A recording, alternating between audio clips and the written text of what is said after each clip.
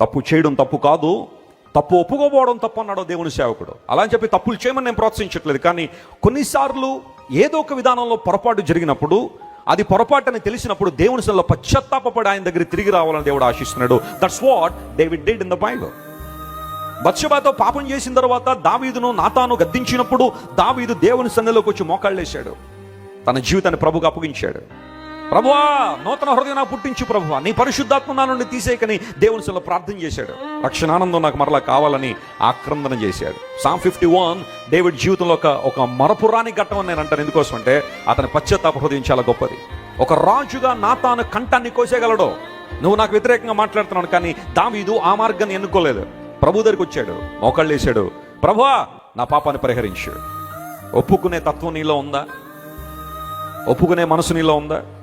ఎప్పుడైనా మీరు పొరపాటు చేశారని అంటే, ఓ దేవుని సేవకుడు ఏమన్నా తెలుసా, ఎప్పుడైనా పొరపాటు చేశారు అంటే జాగ్రత్తగా ఒక చోటుకి వెళ్ళి కళ్ళు మూసుకుని పరిస్థితి అంతా అవగాహన చేసుకుని కళ్ళు తెరిచి చుట్టూ చూసి ఎవరి మీదకి ఆ పాపం నెట్టేయాలని ప్రయత్నం చేయండి అన్నాడు. అంతేనా?